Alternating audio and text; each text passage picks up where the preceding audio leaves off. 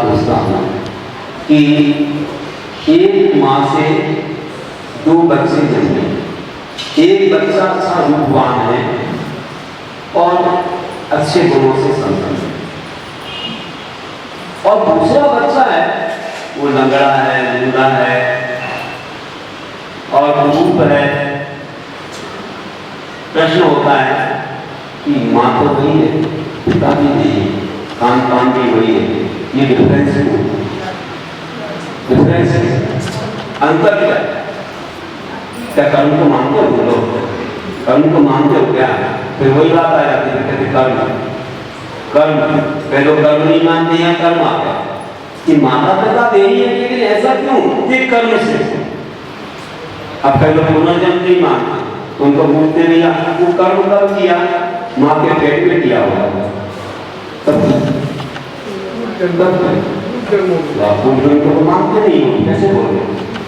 अब जो नहीं मानता उससे मैं पूछता हूँ, तो आपने पुनर्जन्म नहीं मान लिया क्योंकि माँ के पेट में कर्म करता नहीं है।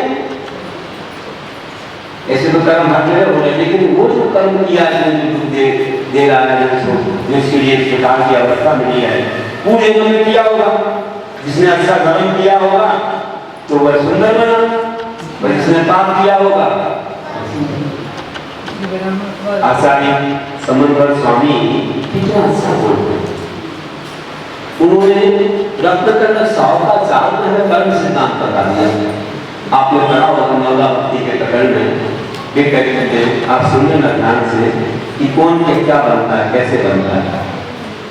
इस संक्षेप में बात करेंगे। वे कहते हैं उच्चये गोत्रं करते भोगो दानादुपासना पूजा भक्ते सुंदर रूपम स्तवनाति स्तवो निधिषु। क्या है?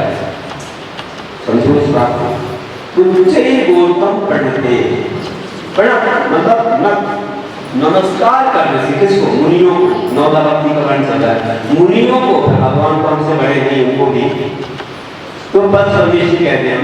पंच परमेश्वरी को नमस्कार करने से उच्च गोत्र की प्राप्ति हो।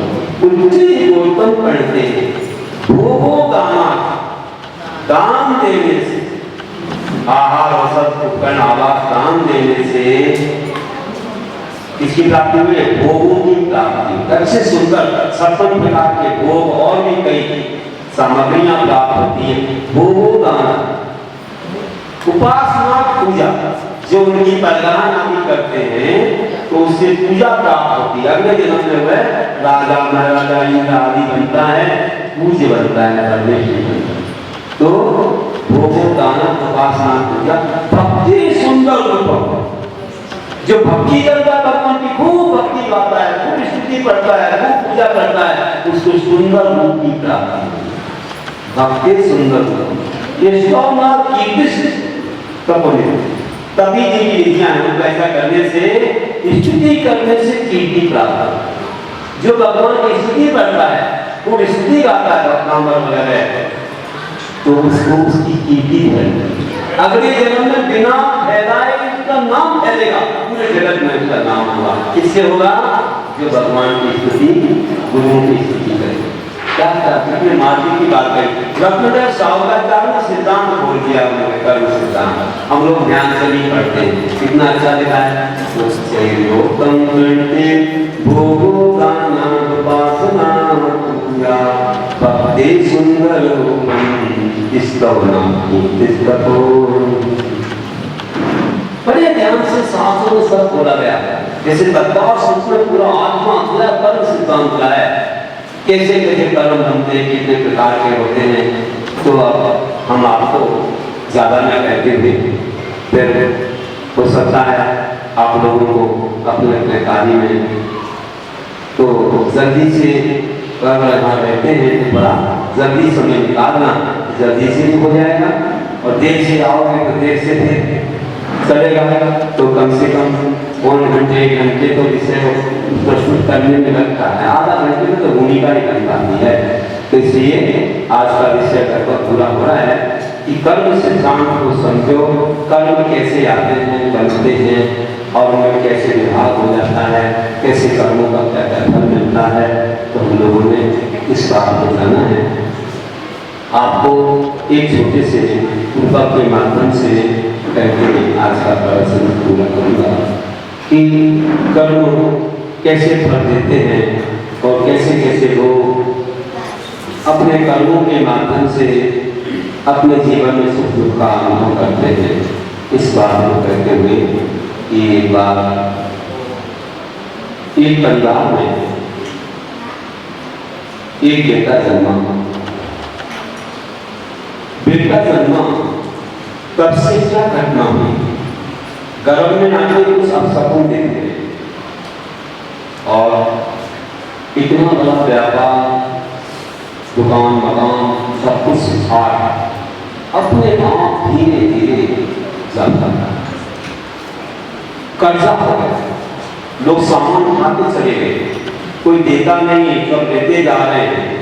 जिसका देना था नहीं दे पा रहे, और जो देना था जिसको वो नहीं दे रहा है।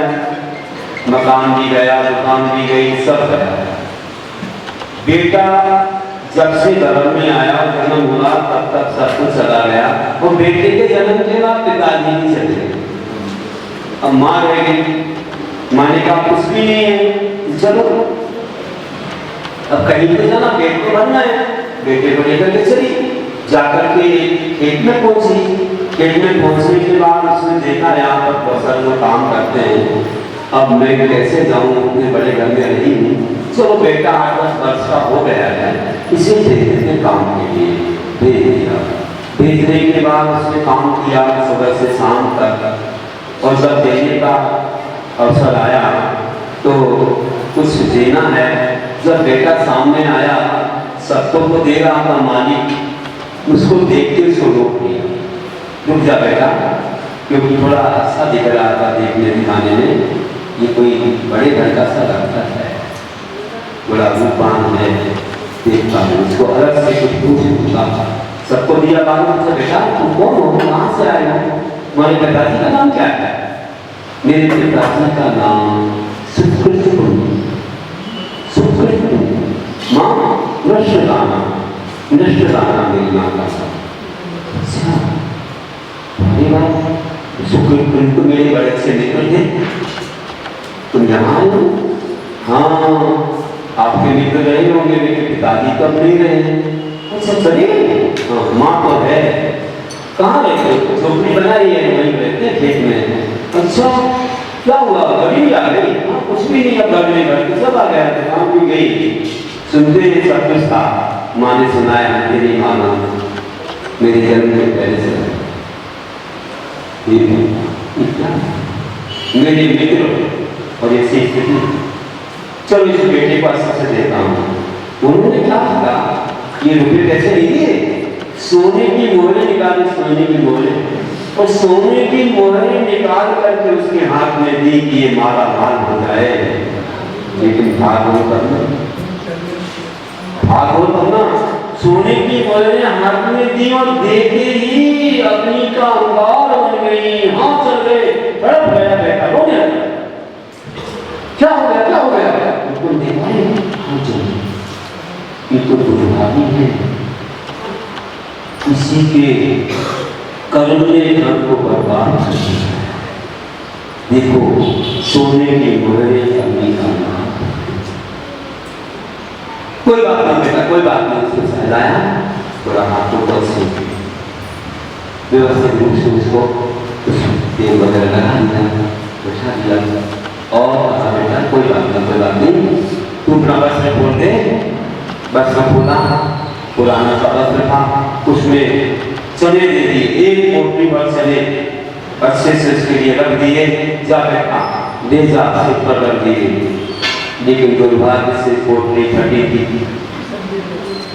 गिरते गिरते गिरते गिरते गिरते गिरते कितने से माँ प्रतीक्षा कर रही थी, कभी दरवाजे कभी खिड़की में जाती, कब आएगा बेटा, भोजन का समय हो गया, जैन है रात में नहीं खाते, जल्दी आएगा, जल्दी पहुँच गई। हाँ बेटा जल्दी आ, जल्दी आ, हाथ पैर धोने, भोजन करोगे, देर हो गई है। जल्दी से उसने हाथ पैर धोए, पहले मानो ने पूछा कि क्या लाया, पहले भोजन कर। देख रही थी माँ कुछ लाया तो है, कुछ है छोटा सा पोटली में। देखिए भोजन पूरा होते पूछा बेटा कुछ मिला था? हाँ माँ दिया था। क्या दिया? पोटली बोल के निकल। अरे इतने से चले? हे भगवान, सुबह से शाम तक काम किया तो इतने से चले दिए? कैसा आदमी है, क्या किया है? अरे बेटा बच्चा है तो अच्छे से देना चाहिए। माँ ऐसा मत करो, बहुत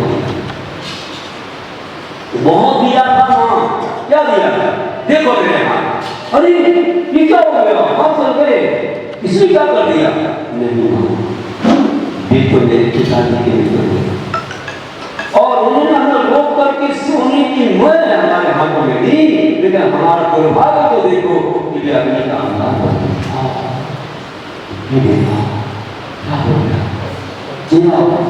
पाप आदमी नहीं छोड़ रहे हैं, तुमने कोई पुण्य नहीं किया, तुम तो अकृत पुण्य है, तुम तो अकृत पुण्य, उसका नाम ही अकृत पुण्य है। सुकृत पुण्य का बेटा। अब माँ कहती है बेटा कोई बात नहीं, चने दिए तो माँ क्या करूं, इतने सारे दिए थे, पोटली फटी थी, गिर गिरने से उसका क्या दोष है? हाँ बेटा तेरा ही तेरे कर्म का दोष। जब से तू गर्भ में आया इतने अपशकुन हुए तो सारा वैभव चला। अरे कोई को वैभव आता, कोई को पुत्र आता है तो रत्नों की वर्षा होती। इस गर्भ में आने के 6 महीने पहले रत्नों की वर्षा, घर में गाड़ियां आ जाती, घर में मकान बन जाते हैं, पुत्र अपने अपने पुण्य को लेके आते हैं। और कोई ऐसा आता है कि सब पुण्य होता है तो चप्पल फाड़ के देता है, पाप को फटता जाते। कहा बेटा कोई बात नहीं, चलो अपन और जगह चलेंगे, यहाँ नहीं तेरे कर्म को जान लिया तेरे स्वामी ने, अब और कहीं चलते हैं, कहीं मिलेगा तुमने कोई सहारा। गई कहीं और गई, एक नगर के बाहर पहुंची, बहुत बड़ा एरिया था,